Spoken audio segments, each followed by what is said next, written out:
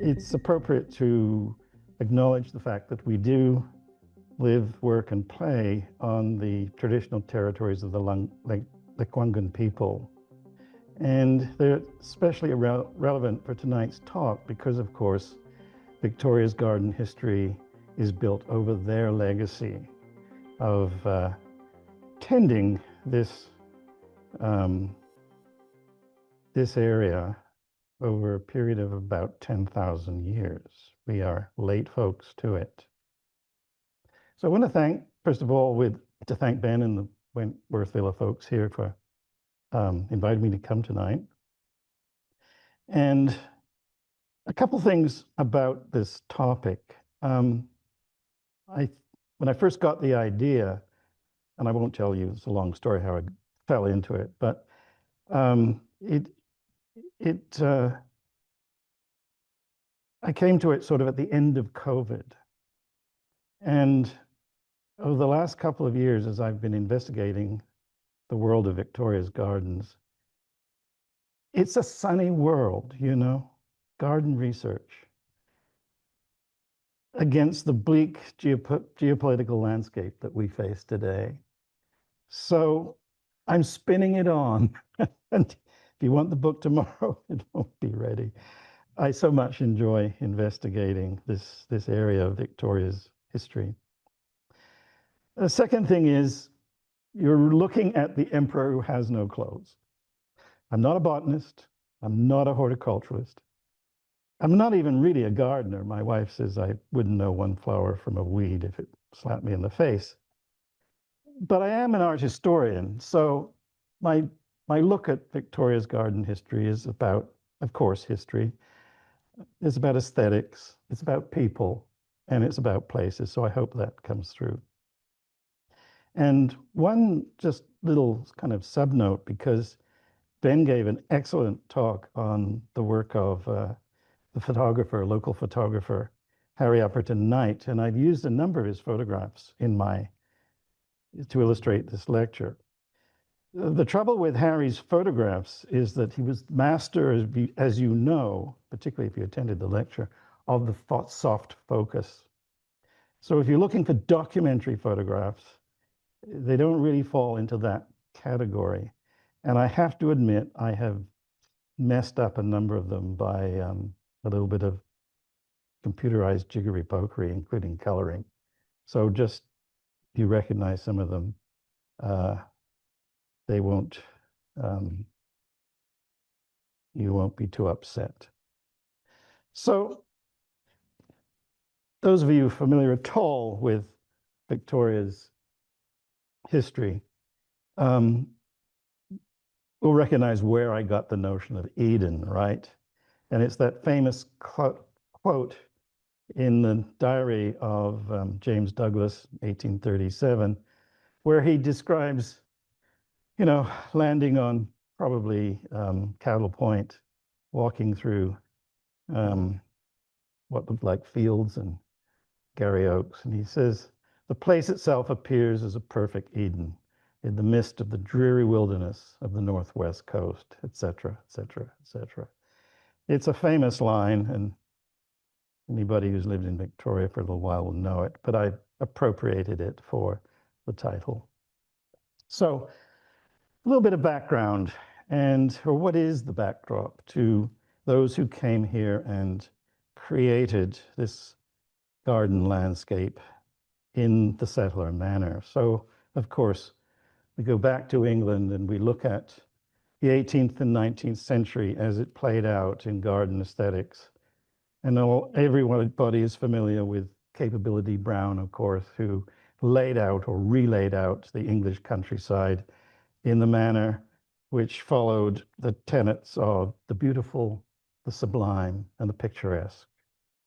The beautiful is the manipulation of the landscape to achieve a, quotes, beautiful effect. The sublime is the idea of transporting you to somewhere else as a result of what you see, and that could range from you know, the horrors of a storm coming in over the over the over the coastal, right the way to, as I'll talk about a little further on, dramatic mountain scenery. And finally, the picturesque. Well, where did this aesthetic come from? Well, from the late 17th and 18th century paintings of, I show one here, Nicolas Poussin, of the post-Baroque period of European classical painting, sometimes called the classical tradition. Well, that didn't satisfy people for too long, and you get somebody like Humphrey Repton coming along, and he's a very influential writer who published actually a couple of books, but one of them showing how you could improve on the capability brown landscape, which was quite frankly boring. So there you go. You start to ornament it by inserting all sorts of things into it, including hedgerows, tree lines, and even follies or constructed ruins, that kind of thing. But the people who kind of brought it all into focus was someone like John Claudius Loudon, who published two books, early 19th century, the Encyclopedia of Gardening and the Encyclopedia of Agriculture. So now you've got these kind of scientists, aesthetes, compilers, writers, who bring this all together into a practical, as applied scheme. And I just show one of the illustrations from one of his books to show how you can raise the castle on a terrace, and you know, behind it, of course, if you looked at the plan of this, he'd show you how the garden landscape could be handled behind it with various decorative plantings. So then to bring it down to North America in particular, but his books were popular throughout the English-speaking world, was Andrew Jackson Downing. And so Downing gives you actually a pattern book. So plans, drawings, layouts, right the way down, as you can see, to gable detailing, little garden shelters, that kind of thing. And he publishes widely in the Horticultural magazine and Horticulturalist magazine and various other places. And this, of course, brings it to within the grasp of, well, the carpenter or the gardener, but particularly a master gardener. So to come to Victoria, and of course, the first thing you have to note is the clash of cultures. The scenic Victoria, in quotes, the Garry Oak Meadows and its Camas community, versus the settler landscape, which is going to be laid over it. And you know, people claim that this was unappreciated in the day, that in fact, the landscape had been very closely tended and husbanded by the Lekwungen people.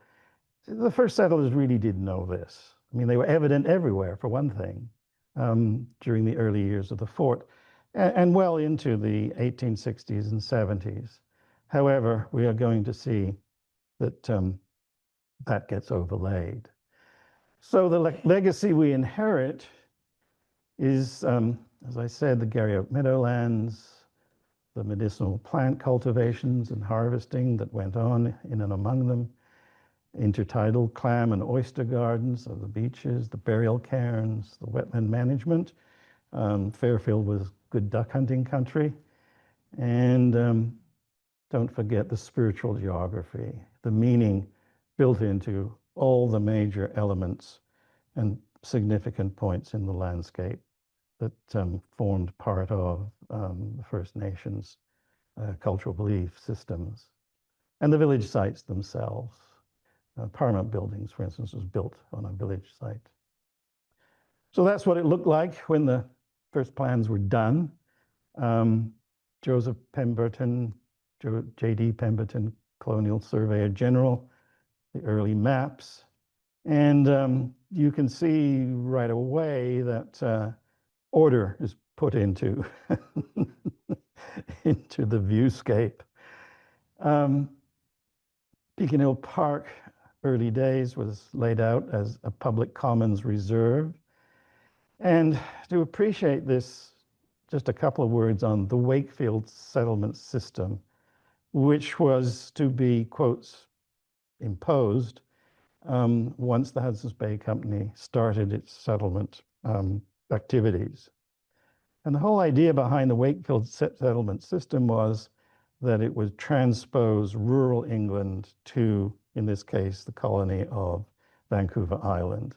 And gentlemen farmers were expected to arrive complete with household goods and staff, including agricultural laborers, to visit, to develop, settle and develop acreages which were acquired, and along with that, or around it, in it would be a townscape which would support and be supported by that system.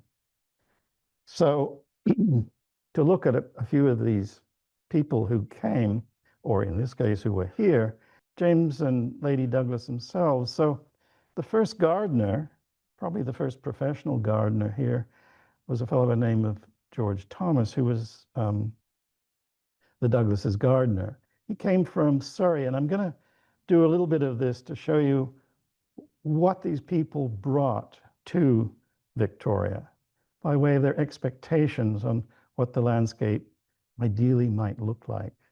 And of course, what Thomas and Pemberton and others inherited directly was the 18th century garden plan, if you like, or garden scheme, which centered around their 18th century style classical buildings and houses, in this case, the Douglas Manor, or the Douglas residence, which you can see here to the left with its central approach, lawns on each side, minimalist planting. The house, like the castles, dominate the landscape. I don't think the vast gardens that Pemberton and Tiedemann drew on this map were ever built, but it was a good idea. And certainly the colonial administration buildings next to it, which you can see on that plan, were intended to be set within an arboreal planted setting. And the Douglas house, and then that's the view out the back door of the Douglas house through what were actually orchard trees. So Douglas himself, I mean, being a sort of leading settler of the period, everybody knows he was born in South America, but was sent to school to England for schooling. And he was in the care of Uncle Neil. And Uncle Neil was the Lieutenant General Sir Neil Douglas, was the governor of Edinburgh Castle. So there you see Uncle Neil looking at his nephew, castle up there. And Douglas was sent to school in Lanark, and there's a view of Lanark. So not a bad little place to train your aesthetic eye, if that's what you're. The early settlers were either directly connected with the colonial administration, or they were retired Hudson's Bay Company managers, officials. And there were very actual few people who took up on the notion of moving here stock and barrel with a complete staffing and wherewithal to lay out a farming estate. So this little quote, looking at Fernwood Manor, which was built by Benjamin Pierce, driving up Fort Street, top of the hill, the winding carriageway off the street would have led you to this house called Fernwood Manor. The object should be to transfer to the new country whatever is most valuable and most approved in the institutions of the old, so that society may, as far as possible, consist of the same classes, united together by the same ties and having the same relative duties to perform in the one country as in the other. Yes, and that's Edward Gibbon Wakefield himself. So here's the sort of self-image of these people building out the city in the early days. Now, the first farms were actually the Hudson's Bay Company farms. So you've got Bailiff Kenneth Mackenzie comes out, they build a house for him. And he came from a little country cottage called Renton Hall in East Lothian, and there it is. So you can see he wants to come and be comfortable and see the things that he grew up with and accustomed with. So that's the sort of idea that gets translated into the new landscape here. Somebody like John Todd, you know, Oak Bay, the Woodland Farm Estate, again, part of this kind of colonial squirearchy. Todd, retired Hudson's Bay official, takes up farming and says about his sort of cottage in the country, farmhouse, why he settled there. And he said, I missed the charm of the running water, or the ear of my memory open to the trilling murmur that had pleased me in earlier time as a wandering boy along the Leven. And below, I show you a slide of the Leven River where he came from. So it didn't already exist. Here's where we're going. But as you know, the Victoria landscape, even as is, was quite happy to accommodate this kind of set of ideals. A very influential person in Victoria's landscape planning and garden history was the colonial and then, well, the colonial surveyor general, who sort of came out to lay out the colony. And he acquired a large piece of it, over 1,000 acres actually, stretching over part of Fairfield, Rockland, and right through Oak Bay, which was Gonzales Farm, as he named it. And these people were, and so many of them were extremely well educated, highly literate.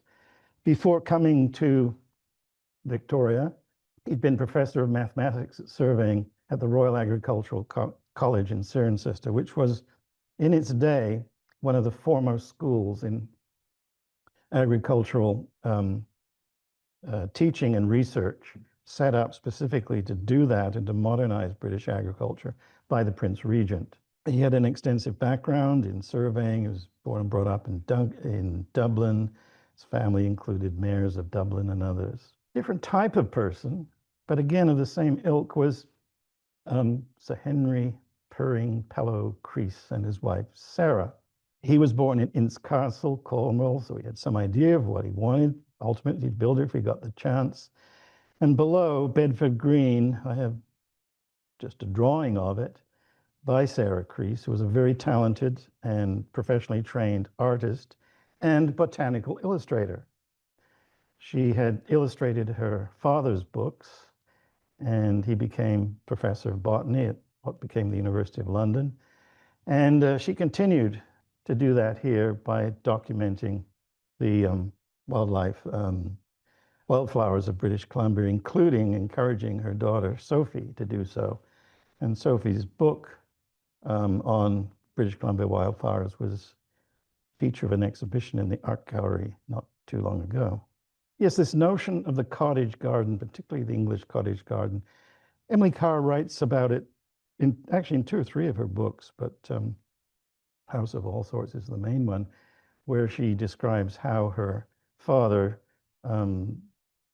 acquired, it was about 15 acres altogether, in James Bay, and built his house, and gradually, over a period of 10 or 15 years, anglicized it with a cottage garden, and you can see it going that way in the lower right-hand photograph here, as opposed to the one to the left.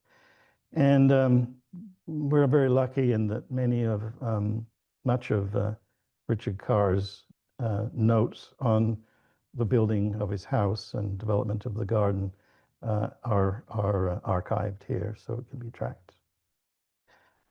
So I call this, what is it that gardens do? Well, you know, they're beautiful collections of flowers, take you away from other things that you might be doing to the amount of work keeping them up. But in fact, flowers, gardens on a grand scale have much more serious business at hand. And I call this weaponizing the landscape. So probably a foremost example, you get some idea. And I show you the family tree, courtesy of Terry Rexton, by the way, of Robert and James Dunsmuir. As you can see, Robert, son James, same problem. It's called the daughter problem. This was combined with the, for the Dunsmuirs, with the family dynamics among these people. Any of you have dipped into Terry's book, you can see kind of what a pit the Dunsmuir family was. But quite below, above, or beside it all was just constant bad publicity. The Dunsmuirs were making tons of money from their mines in Nanaimo, Cumberland, etc., and constant labor strife, hiring Chinese or Japanese workers, strikes, all kinds of issues and problems, to say nothing around the handling of the family finances, so that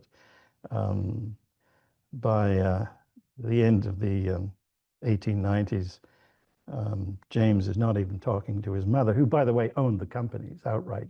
He worked for the Dunsmuir, all worked for Joan until she died. And of course, therein lies kind of the tortured story of them. So houses and gardens were one way of kind of dealing with this. So notice we are marrying off a few to the left. That's Dola's wedding at a Hatley Park. The garden party, we think, at least the Craigderrick folk think this might be the rockery at Craigderrick. We're not sure. It doesn't matter. This is gardens being used. They are an important part of confirming the social glue.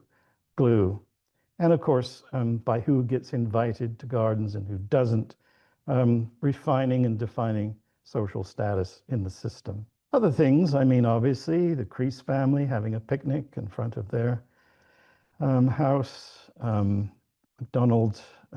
Senator MacDonald's estate in the middle of James Bay, you know, after a tennis game. Tennis courts were important. Petards at Croquet, in front of their house. Beacon Hill Park, racetrack. First thing before it was even had the thought of beautifying it anyway, was a racetrack, which of course essentially demolished the camas fields pretty quickly. Or, you know, a terrace, a veranda garden party in the Rout house in the Rockland. Garden Fates, Mrs. Croft's house. Adelaide, one of the Dunsmuir daughters. There's a character here by the name of Bullock Webster, who was a local playwright come drama teacher come elocution teacher. And he loved to put on these spectacles. And there was a recording of one of these in the Finlayson Garden that involved 120 people cavorting about in the rose bushes. And tea in Rattenbury's garden, as you can see down below, is probably a little more civil. So the lead in the Dunsmuir offensive was, of course, Craigderrick Castle. Robert died shortly before it's finished, so it was from here that Joan deployed her daughters. And we note that the head gardener was who actually laid it out, although he didn't continue the planting program, but he basically designed and laid out what would become the garden estate was a man by the name of Hugh Campbell, who arrived here with his sons William and Donald just in time to pick up the contract to do it, while Joan went away traveling. And there it is today. And it's a good, this shows you sort of the bits and pieces of an estate garden, and it pretty much takes off from upper right off Rockland. You can see entry via gatehouse, the other side on Upper Fort Street, the other entry, which has been reconstructed. Terraced back courts from the castle itself. Behind that, a kitchen garden, accommodation for the gardeners, greenhouse, etc. 3 tennis courts over to the right, very important. Rockery, shrubbery, a water garden feature, and a smattering of formal gardens on the northwest side of the northwest side of the house. Yeah, we call it the power lawn. Lawn's very important. They become big in the late 18th century in England, and essentially it's idle space. It tells the viewer, the visitor, I can afford to waste this much land, and I don't have to put it into any kind of productive use. It is just there. And of course, lawns get more and more formalized, terraced and shaped and everything. But the idea that you can afford a lot of lawn makes the case. So the addition of landscape elements, gardening elements like shrubbery, trees, this kind of thing, pays second fiddle really to the lay of the land, and also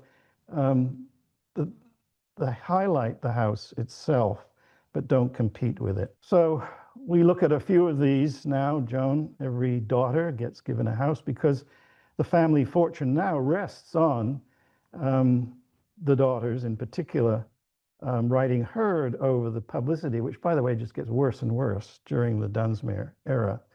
And talk a little bit about that in a minute.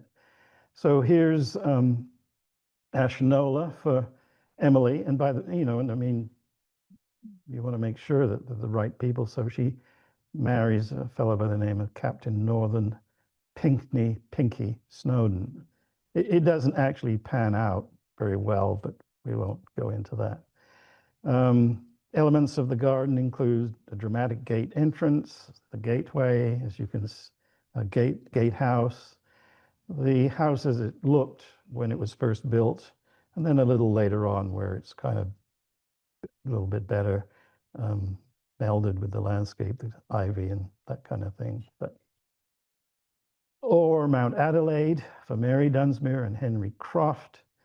Another one that actually didn't work out very well, but dramatic use of the landscape. Here you enter through this front gate and you make your way up the driveway, and the house then reveals itself as you come around, and right in front of the main entrance is a circular garden, a very common feature. Pretty well all Victorian houses, and either the later Edwardian ones, it's designed so that you can turn a hansom cab around it, right? A practical matter. Dalzelio in Esquimalt for Elizabeth Dunsmuir and John Cooper Bryden, extensive gardens in that house. But perhaps just out of some interest, Beaufort House in Cumberland was also a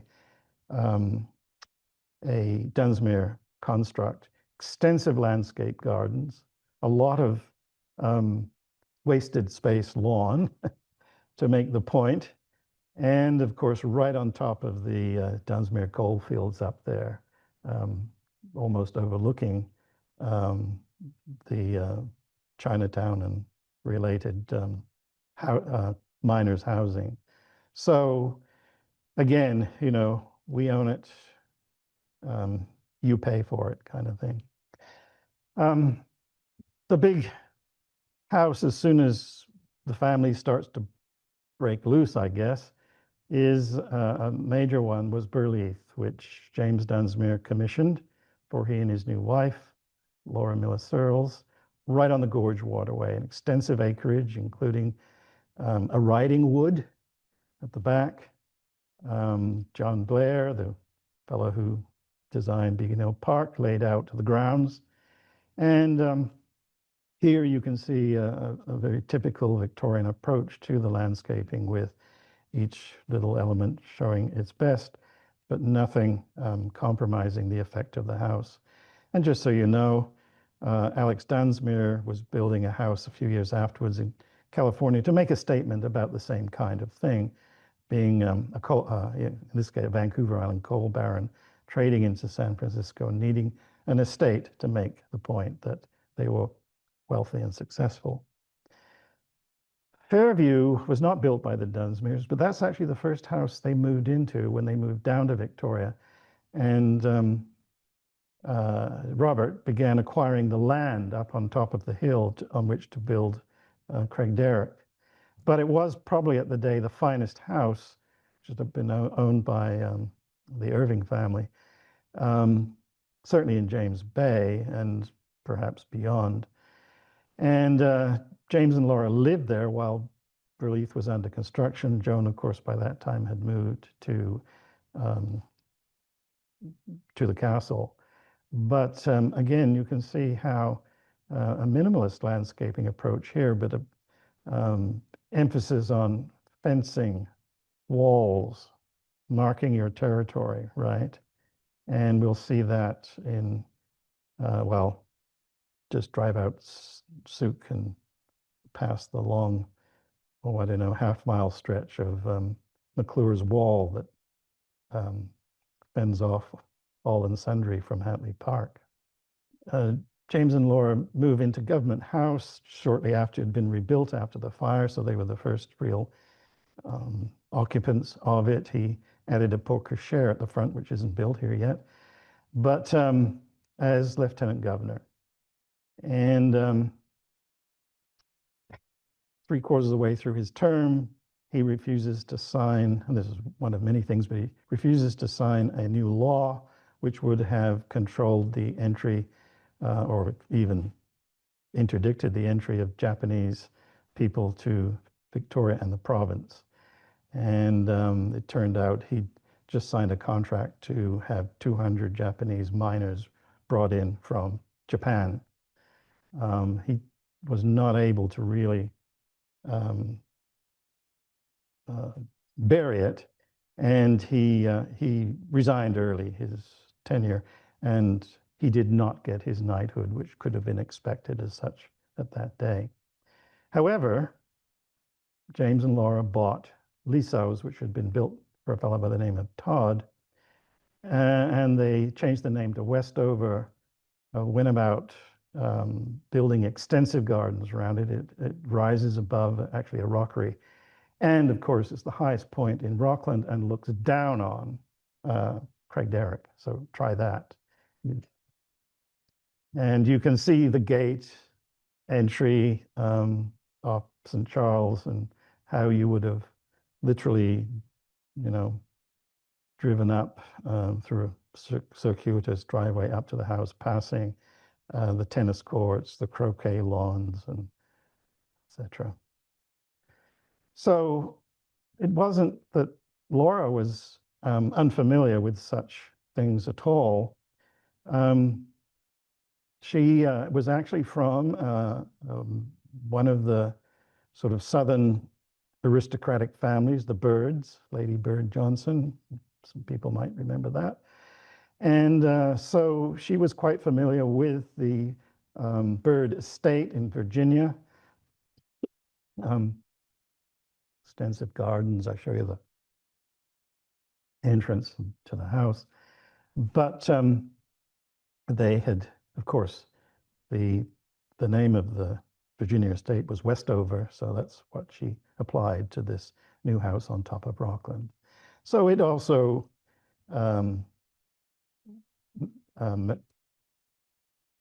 Westover became a kind of a pied-à-terre for the Dunsmuirs when they were in town from Hatley. Of course, the great icon for this type of building on a grand scale was the house that the house and state gardens that the Dunsmuirs built Idsuk. And this was to lay to rest all the bad stuff going on in their social, political, economic lives, as it also coincided with James inheriting and then selling the company. So this was, in some ways, I suppose, a retirement project, and to which an idyllic Eden of its own kind, to which the husband and wife could retreat and seclude themselves if they wanted to. They brought in the landscape company from Boston, Brett and Hall, and in 1913, after the completion of the house, the estate, pretty much as we know it today, was laid out. And it was just a question of then building it out over a period of about 20 years. So the first gardeners to work through the Brett and Hall plans were Arthur Blogg and David Quinney. And it fell to them really to do it, but they did have the help of about 200 staff, who also had, of course, to run the farm side of things. But at any one time, there were over 100 workers, many of them Chinese, working on the project.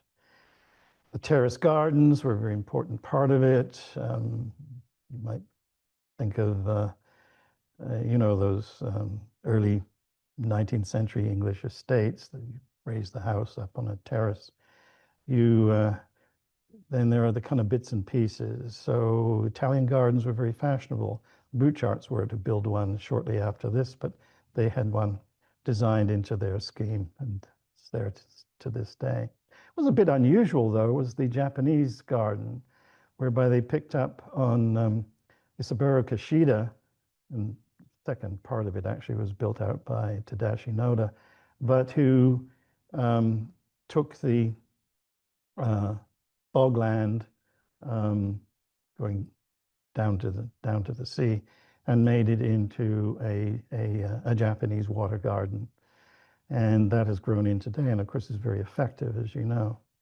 Rose gardens were important, particularly in the Edwardian period. Roses, incredible development in the technology of rose growing and hybridizing, and so displays of roses were an important part of that. A children's cottage for the children to be sent away to, get them out of our hair. Tennis courts to the upper right there. Good estates had to have a grotto, there was one. And exotic elements, you know, call them follies, call them interesting things to look at and that one might collect. They had a Haida gateway. I used the words, I question the work Haida. I'm not sure that is really Haida. It's gone anyway, it doesn't exist. So behind this, of course, there's a whole technology, and part of it is what I call conservatories, greenhouses, gardens under glass. And there's a long history of these in Victoria, and it's actually quite fascinating. But here's just a mix of some of them. Early one was the conservatory designed for Government House. It was actually built 1888. And above that was the extruded or almost freestanding conservatory off the McLellan residence, dating about 1884, stood on Gorge Road, a very Victorian garden, as you can see in front of that. The Hatley Park Palm House, probably the biggest underglass garden here until the building of the Crystal, and it had a staff of gardeners just to look after it. And then just for Pam Madoff here. That's the only reason I put this slide in. Because her reconstructed greenhouse at the Nairn garden, which she dutifully tends to this day. But it's very typical of the turn of the century backyard, small scale greenhouse very functional, with the roofed area at the end where you had the heating element, whatever that was, usually a wood or coal stove, and then the front with the you know, flower forcing racks, this kind of thing, seed development. So you can't avoid Beacon Hill Park. I'm going to touch on it briefly, and I'm calling this democratizing privilege. But the interesting thing about Beacon Hill Park is not just the development of it, but I call it contested ground, and it starts right at the beginning. And I've already mentioned, here's the crowd at the races stomping over the camas, and of course the camas meadows are gone very quickly. So first is the erasure of any evidence of First Nations. Beacon Hill Park, the arrangement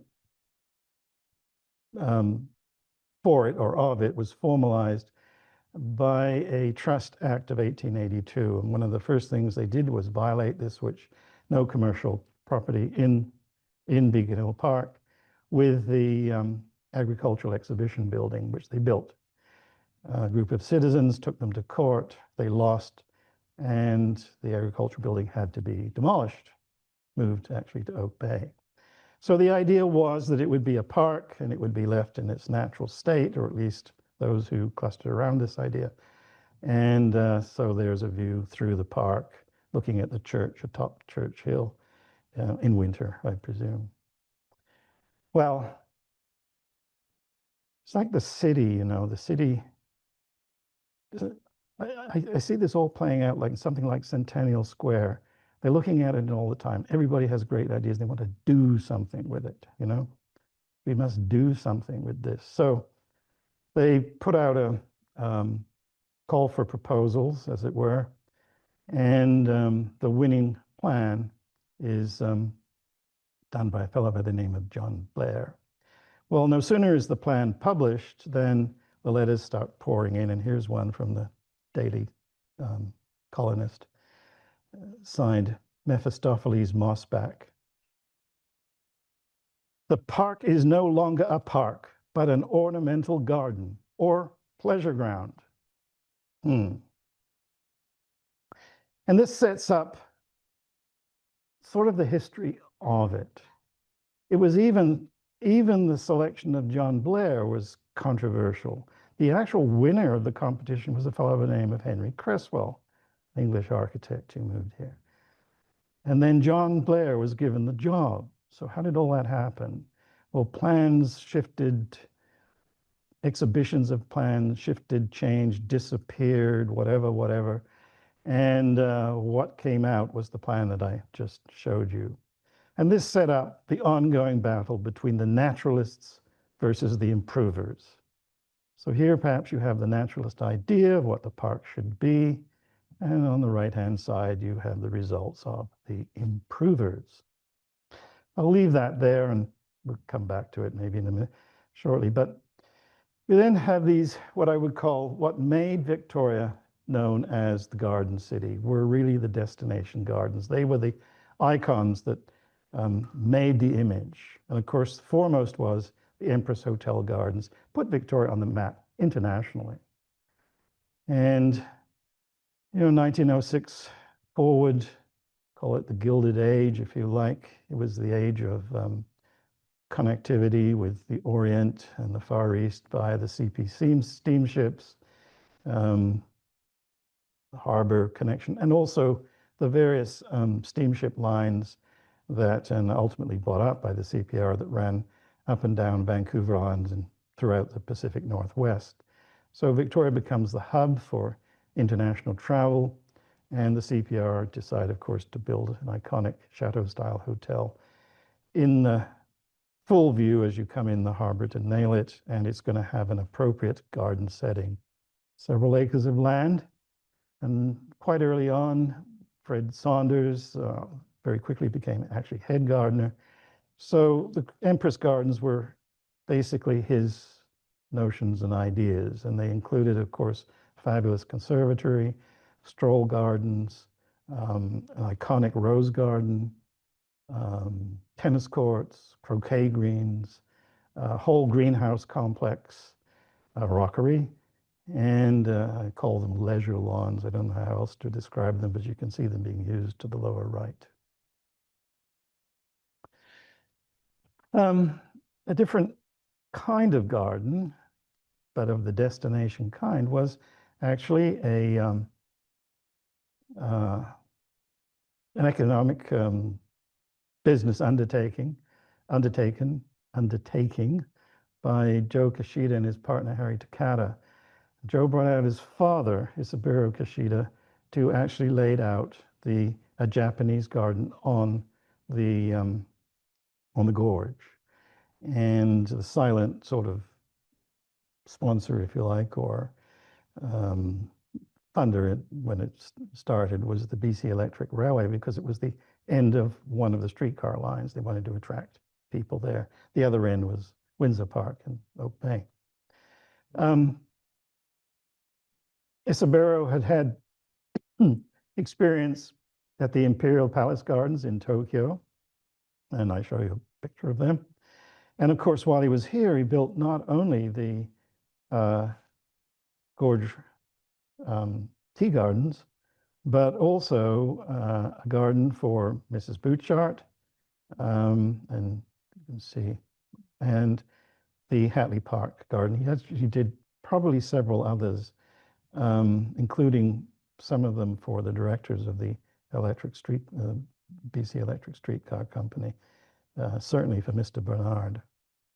It's president and director. So here's a look at that gorge garden as it was, tea garden. And as I said, a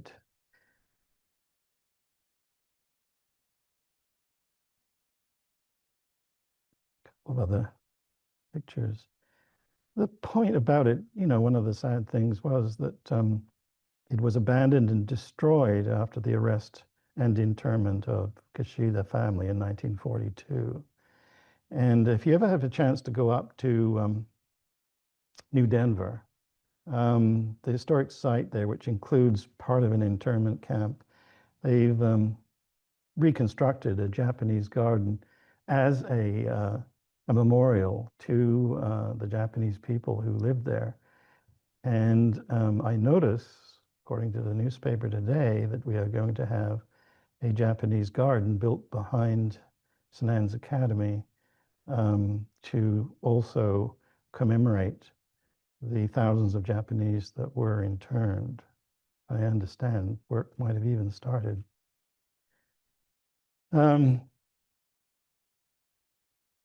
So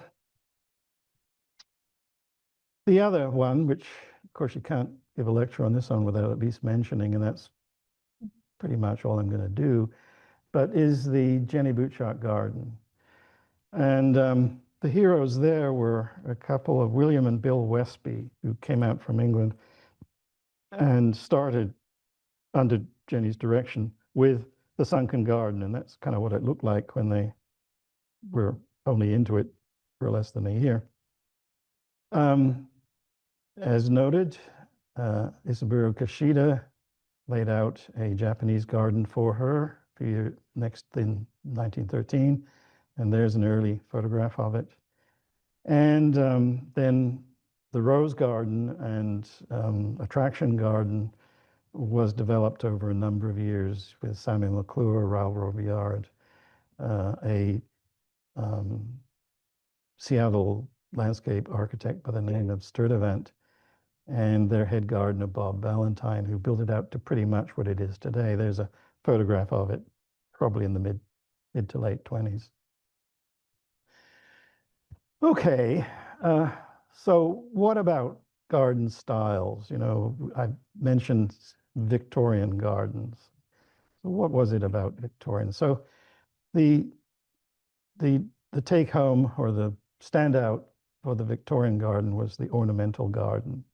And as I've said, these gardens set out to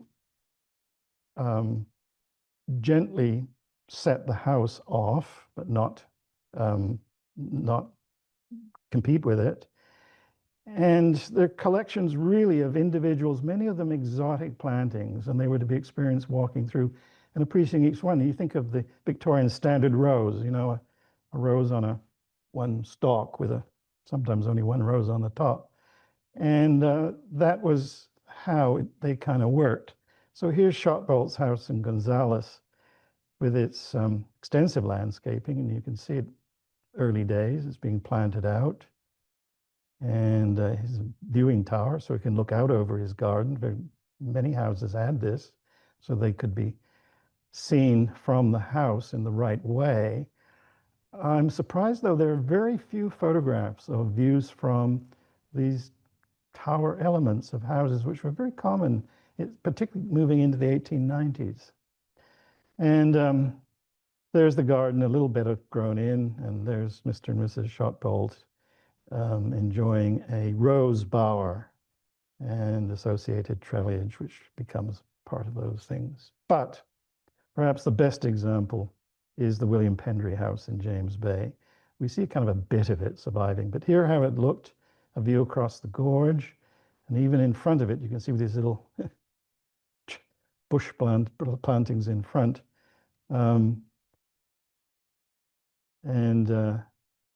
Here's the Victorian ornamentalist par excellence with his topiary work.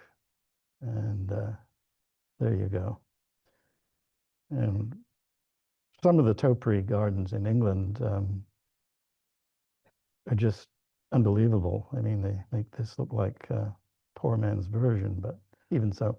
And it was a hobby, right? I mean, Pendry did these himself. Finally, on the ornamentalism side, the Arboretum and Ornamental Garden around St. Anne's Academy, which was planted out in 1913 by a priest, botanist, landscape gardener, Adrian Vellinks from Belgium. And it's funny, it has that kind of Belgian scientific feel to it. And I'll show you an example of his work in a minute. But it included, by the way, a grotto or shrine. And Vellinks he had a devotion to Our Lady of Lourdes, and he built grotto shrines wherever he could, including one in his Oak Bay Church. It was a little bit unusual. He arrived in Victoria in 1893 and was sent out to the wilds of central Saanich today, where he took over Our Lady of the Assumption Church.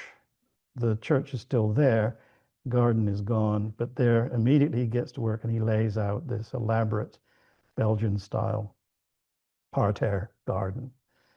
Very, very interesting piece of work. And it did very well, and unfortunately, it's gone today.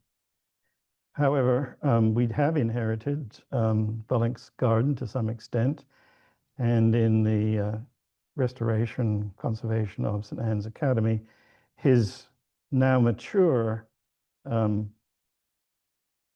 trees form the St. Anne's Academy Arboretum, and some of the walkway system survives, and it's appreciated now as a very different kind of garden and could lead to all kinds of comments of how we handle gardens over time.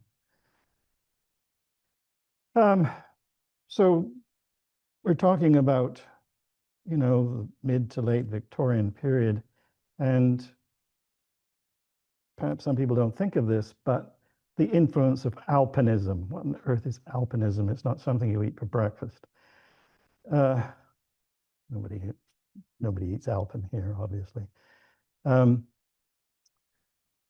This was an age which, of course, this notion of the sublime, and what could be more sublime and inspiring than walking in and among the mountains or climbing them.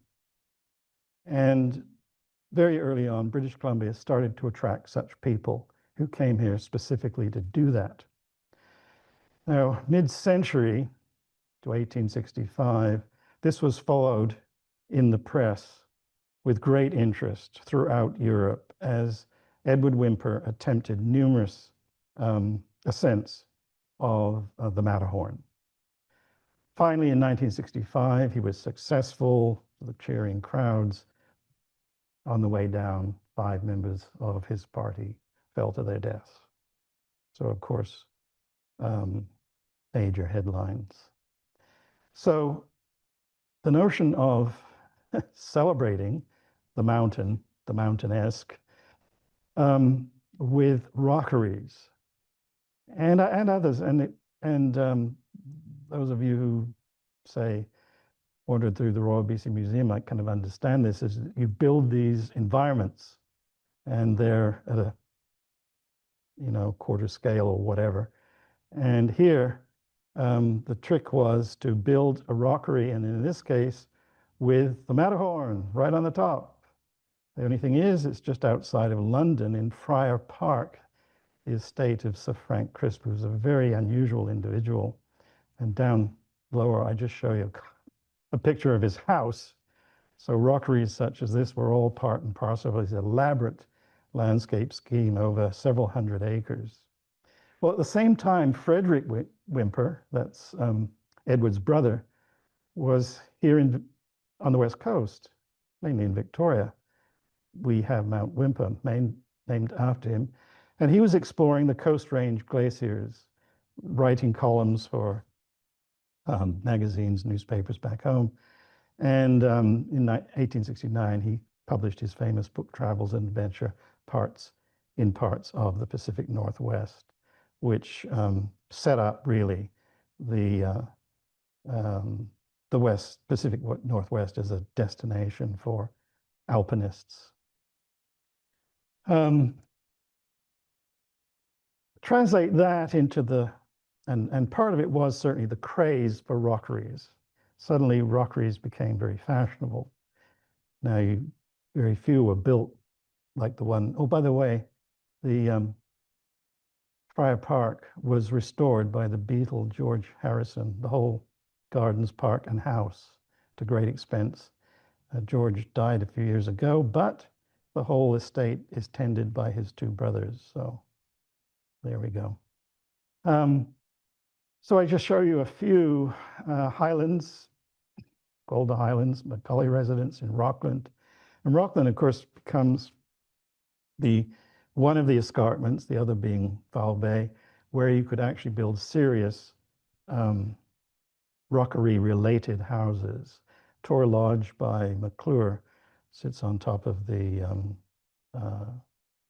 Foul Bay escarpment, and it literally rises out of a rock face. Rattenbury didn't have a rock garden. He didn't even have a hill, but he built one very quickly, and that's a picture of his rock garden.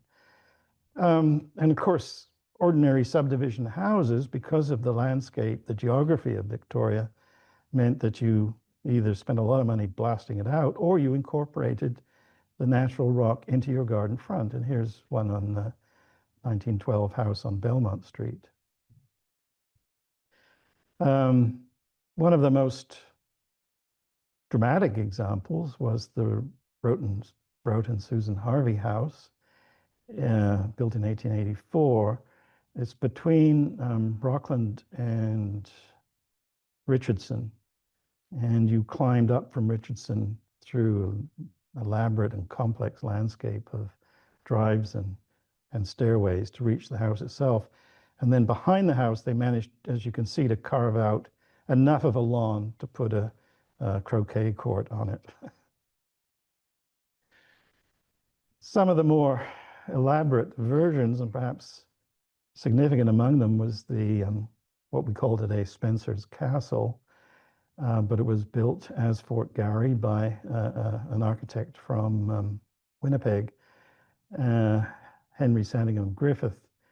But he built it so that everything could be taken advantage of with respect to developing the rock gardens around it. And that was done by the David Spencer family during their ownership from 1918 to into the 1930s.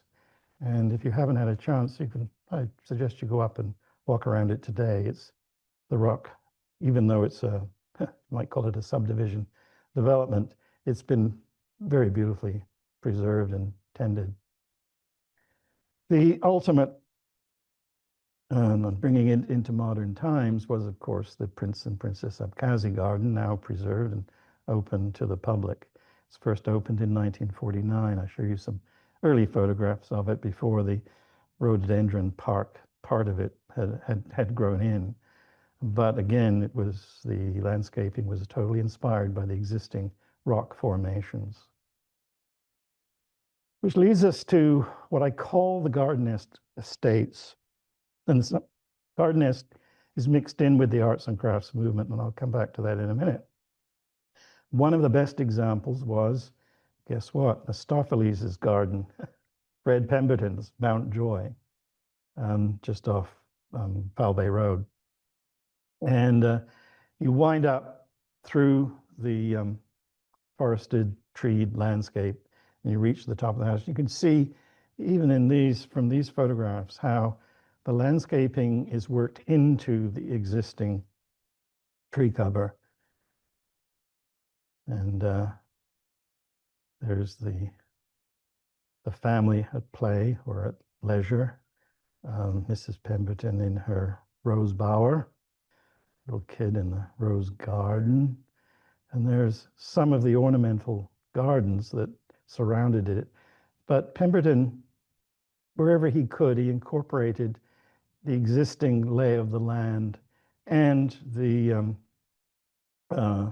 natural vegetation when it fitted. The other sort of extreme, you might say, was and I call this the Edwardian Arts and Crafts Garden par excellence, was the Herbert and Harriet Wilson House on Rockland. And there you see it pretty much soon after built and then fully grown in. And the whole idea behind the Arts and Crafts Garden was the garden and grounds and house blend into one and all part of the same, naturalized, semi-naturalized landscape.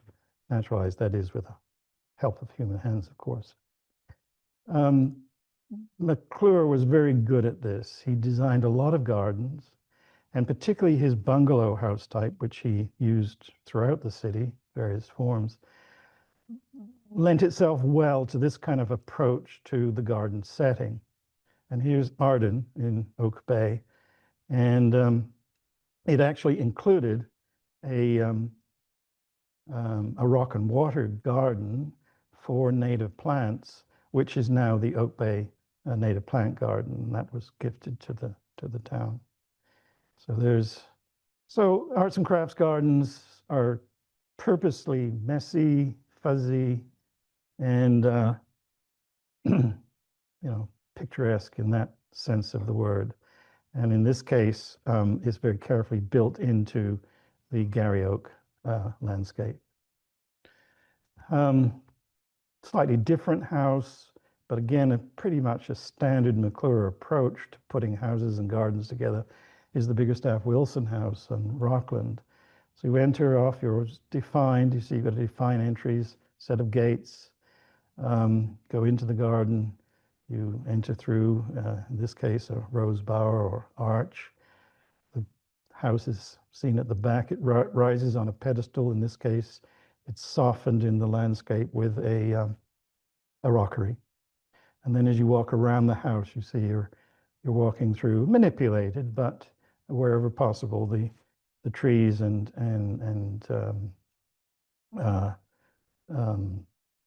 existing arboreal coverage survives.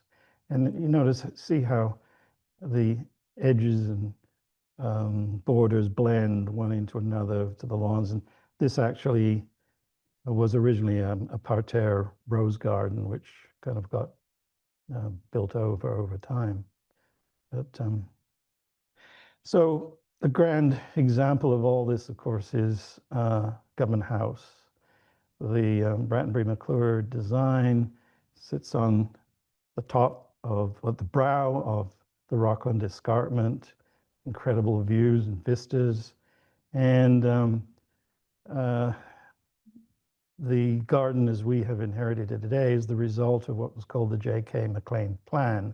It built on the existing garden, which may well have been laid out to McClure. It's not exactly clear, but it was McLellan who formalized and arranged kind of the bits and pieces to all come together. And down below, you can see the garden as it exists today.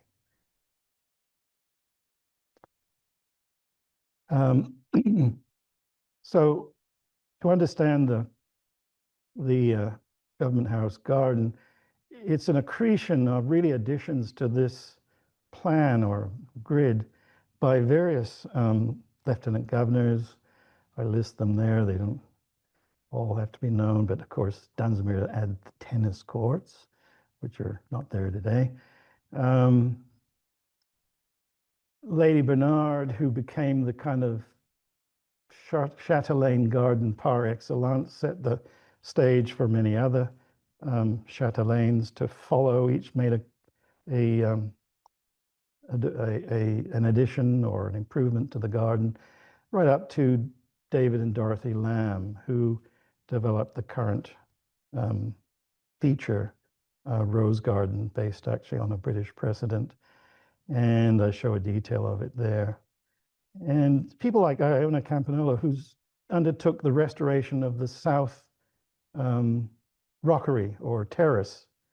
And it's magnificent today, probably one of the, maybe the best example, where the previous or following the grand plan, they'd recommended that they use blasting powder to create new crevices in the rock and then to insert the plants in, which they did, and you can see that. So who are the people, who are the people who built this incredible landscape, the garden landscape of Victoria, particularly during the Edwardian period? Well, you go back to somebody like John Blair, and he was well trained. He came to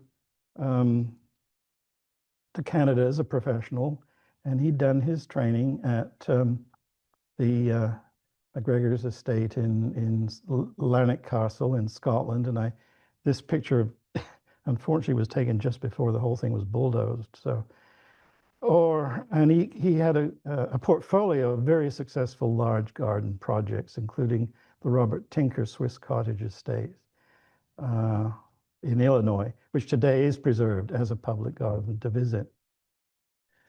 George Fraser helped early days of Beacon Hill, particularly with rhododendron planting, but struck out as a nurseryman and moved finally to Ucluelet because he wanted to special in rhododendron hybridizing. Made an international name for himself and his garden, corresponded with botanical societies throughout the world, and his plant stock and various advances were well documented. And he came from a series of garden estates in England, which he worked through, and you can see some of them there. But the scale of these things, you see Hatfield House, Hertfordshire on the right-hand side. These were not small little operations. And today you can visit Fraser's nursery by driving around the streets of Ucluelet. In every street corner and some backyard, you see these magnificent rhododendrons. And that's all that survives. A very different kind of person, though, and yet with a lot of commonalities, was Jack Bosher. Jack came to Canada with his father in the early 20s, and he worked briefly for Hadley Park, Dunsmuir, and then went down to California, worked on some gardens, then created a fairly major garden in Washington State before moving back to to Victoria. So his background was he probably qualified as a head gardener at Arborfield Hall in Worcestershire. And he then worked for the Marquess of Downshire on a 5,000-acre estate at East Hampstead Park. These were the years when head gardeners would typically have staff of 200, 300 people. Jack, like those of the late 19th century, had transferred his favors from Downing and Repton to the books of Robinson, and I show you his book actually with the front page, which in tattered form survives today. I'll come back, talk about a little bit about Robinson later on, but so Bosher, he left school at 14, apprenticed English estates, career here. And then he established a garden nursery in Sydney when he finally returned to Victoria and got married, and he called it Arborfield after one of the estates that he'd worked on. However, he was quickly hired as greenhouse manager at the Dominion Experimental Farm in Sydney. And within 10 years, he'd become a renowned plant pathologist and nematologist. In other words, the little bugs and viruses that destroy, in this case, bulbs. He became an international lecturer. He wrote books, published over 80 scientific papers. He was surrounded by worthy PhDs. He didn't even have high school education, but gives you some idea of, the talents and capabilities of these people. And on the left-hand side, you can see Arborfield Nursery Estate, Sydney as it then was, growing bulbs in the early days. And just a list from his notebook for the planting of a large garden estate. It's called the Huntington Estate out at in Cowichan Bay. And it's now a subdivision. So another father-son duo was William Westby. He was hired by Jenny Bouchard, arrived here shortly before being hired by Jenny Bouchard to transform the quarry into a garden, which he did, effectively, with his son Bill. Bill apprenticed as an architect with Samuel McLellan, went on to join his firm as a fully qualified landscape architect. So Westby and Son Landscape and Garden Architecture. And a long list of prestigious clients, including the Empress Hotel, Crystal Gardens, government buildings, and many of the upland estates went through the Westby hands. His father, William, of course, had solid grounding, head gardener, as at Welbeck Abbey, the 17,000 acre of the estate of the Duke of Portland on your right-hand side, and also Renishaw Hall, the Sitwell family estate. Sitwells, as a family, incredibly influential in aesthetics, tastes, and politics in England in the late 19th century. And to contrast that then, as you come up to the modern period with Herb Warren, appointed to take over Victoria's parks in 1930. He held a Bachelor of Science from the Ontario Agricultural College, one of the first to graduate in that formal education system that was producing a totally different kind of gardener landscape. He prided himself on applying a scientific approach to horticulture and parks management. He completed the Beacon Hill Park plan as much as it was going to be, following pretty much the Blair plan.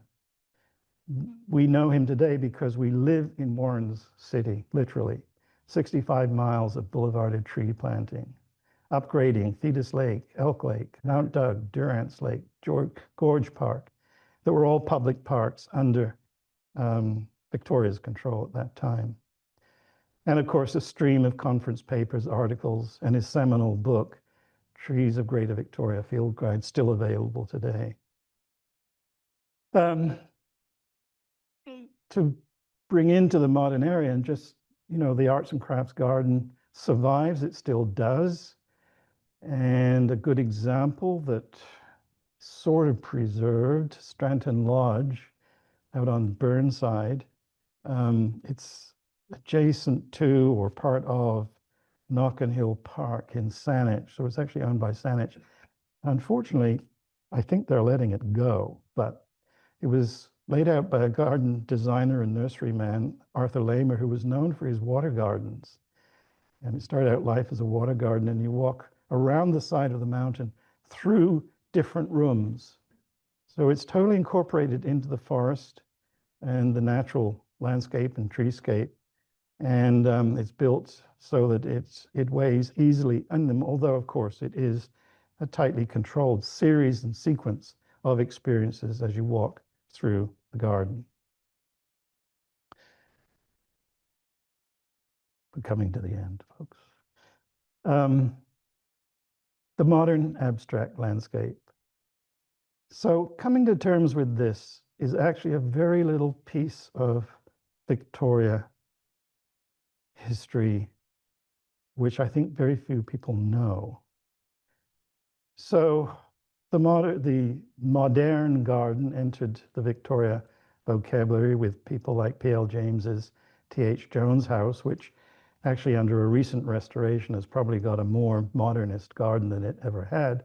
But anyway, it's a good example of that kind of neo-Bauhaus garden. And then you look immediately below it, the Lansdowne slope, built out in the 1960s, where you get the abstract landscape. So here you work with kind of what you've got, as it were, but the formal elements are handled in the abstract tradition.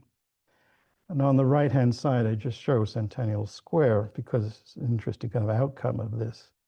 In the middle is the northwest quadrant of UVic, the plan actually as drawn up by, coming up on the next page anyway. But this book on the upper right, Gardens in the Modern Landscape. Yes, Gardens in the Modern Landscape. It's written by the guy by the name of Christopher Tunnard. Tunnard was born and brought up in Victoria. He graduated from Victoria College, went to England, studied at Kew Gardens. They had a 2-year program there for wannabe landscape gardeners, and went out and worked with 2 or 3 London-based landscape gardeners. But he fell in with a crowd of architects who were promoting the modern. And at that time, also, you had coming into England people escaping Germany in the 1930s, and members, for instance, of the German Bauhaus.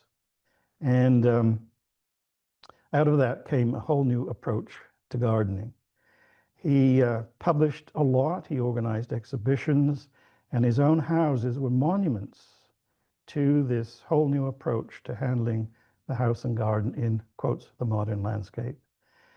So Tunnard, very successful in England, and was scooped up by first Princeton, then Harvard, or maybe it was Harvard, then Princeton, anyway, to come to the States, where he introduced formal courses in garden design, landscape architecture. And he was influenced in several ways. One, just the range of publications and books over his lifetime. But he also had a number of very influential students. One was Lawrence Halpern, who came out to San Francisco, probably one of the most influential American landscape architects of the 1960s and 70s. A huge office with lots of product, including, for instance, Ghirardelli Square. Desmond Muirhead, who was living in Vancouver, had graduated in mathematics, actually, but trained as a gardener in England and as a landscape architect, very much in what was emerging there during the 30s. You see two of Tunnard's actual commissions over on the left, Jersey Hill, Surrey, and Bentley Wood, last commission he did before he left for the United States. Clive Justice and John Lancius both trained with Halprin down in San Francisco at the Berkeley School of Architecture. And of course, Lawrence Halprin was commissioned to lay out the landscape scheme for the Gordon Head campus, which he did, and then hired two of his former students, or they were, of course, hired by U Vic, Clive Justice and John Lancius, Clive first and then John, and thus emerged the modern landscape, garden landscape of Victoria. And I'll end it there because there's 1,000 other things that could be said and done. But just quickly, where have we been over the last hour and 15 minutes, hour and a half? Oh, God. We came out of the 18th century and we started to look at things like Victorian ornamentalism.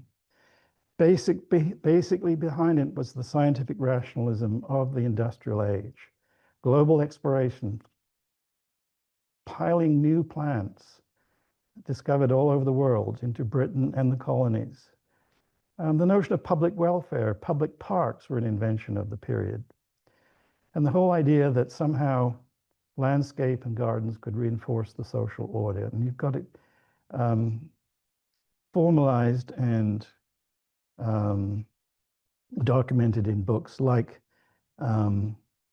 Luton's Encyclopedia of Garden and Encyclopedia of Agriculture, and Downing's, of course, pattern books. Then during the 18th and 19th century, but particularly revving up in the early years of the 20th century, is the Romantic movement. As a response, a response, if not a protest against this kind of scientific approach, industrialization of the world. We've got the so-called famous five, Shelley, Coleridge, Keats, Byron, the poets that you all know. Spreading belief in pantheism, nature as a teacher and guide. You go back to the basics. It's something beyond traditional religions, and it reaches for the sublime, the awe, but also combined with the humility of man within it. So out of that emerges the arts and crafts movement with Morris, Ruskin, Rossetti, all friends of, Morris and Ruskin in particular, but also painters like J.M. Turner, Impressionism. And within that, landscape becomes a refuge from industrialization, a return to historical roots. You've got McClure's half-timbered houses. You've got nationalism, creating of nation states, and inventing whole long histories to back them up, but also creating a personal wilderness. People, sitting around thinking, experiencing nature, plants as teachers directly. The idea that imperfection is actually quite good and should be celebrated. And then within all this is an embedded sense of wonder. So, and then you've got books like William Robinson's The English Flower Garden. And then later in life, he writes The Wild Garden, where he really puts it forward that you take over the landscape. It comes with its own legacy. It owns its place, and you must respect that in the garden that you create. Yeah, one of his last books was called God's Acre Beautiful, and it's about cemeteries. So then, of course, the 20th century, and we face this kind of other side of the business. The machine age, coming of age, we got Art Deco, abstract expressionism, Bauhaus, and we have Christopher Tunnard with his gardens. And I think it's not the beginning or the end. You have these various streams. They remain in play right up until the current day. And, look around you and you see that our public parks are being, quotes, rewilded, right? Pemberton rises again. And we now have our butterfly gardens and our gardens for the, encourage the birds, this kind of thing. And the notion that we should go back and live within that nature instead of on top of it, and a deep respect, an emerging respect for the legacy of the First Nations who came before us for a number of thousands of years. That is all, folks. If anyone has any questions, maybe I can start things off. I'm curious, Martin, this sort of dichotomy or this discussion between the naturalists, I can't remember the terms you used, and the ornamentalist or something like that, and how that sort of plays out over the years. And in my own research, I've looked fairly closely at some of the records of the Natural History Society in Victoria. And I know from what I've seen, they were very much, perhaps unsurprisingly, on the naturalist side, and starting arboretums and, you know, specimen trees and gardens and plants in Beacon Hill Park and elsewhere. And wondering if you came across them much in your research, and if and how some of these gardeners and landscapers you were looking at were informed by what they were doing. You can actually trace this through, there are various streams that you can trace through Victoria's history. And one is the history of garden-related organizations. The Natural History Society was actually one of the first. And if you look at the people they brought in, seized on, to give lectures or to just sit down for the discussions with them. By the way, the Pembertons were early members. It included more than just the natural. You know, they were interested in archaeology, First Nations folklore, the alpinists coming through. An interesting bunch. And of course, out of the Natural History Society came the Horticultural Society, you know, which became the kind of mecca for the garden side. And then those all fissured off into the Rock and Alpine Society, the Rose Society, the Rhododendron Society. All these, you know, clustered around particular interests. And they're embedded in, you know, the garden culture of Victoria today. All of them. Yeah, fascinating. You didn't mention anything about Olmsted and the uplands. No. It ended up on the floor. There were huge chunks cut out of this lecture. But it's so, you know, the uplands is so big a project that one or two slides couldn't do it justice. However, I would say that the work of the Olmsteds, and by the way, some of our head gardeners trained with the Olmsted Company in places like Seattle and Montreal before coming here. So they were well known and of course very influential. Olmsted declined to work for Mr. Dunsmuir. Yes, turned him down. So, you know, when you look at the Olmsted, and particularly through the eyes of Larry McCann's seminal book, I think, on it, all these kind of elements come into play about working with the existing landscape, the romantic interpretation of, you know, the aesthetic, the picturesque, and also the moral kind of ideas behind it. You know, Olmsted was a very, quotes, moral man. And, you know, when they were doing the World's Fair, et cetera, you know, that really comes out. So we actually have here, uncompleted, it wasn't completed according to the full plan, one of the best examples of Olmsted's work. And I don't know what's going to happen under the new Town Planning Act, if you can call it that, which will seems to me encourage the infill of the gardens of the uplands. Watch and see. Yeah, I would say the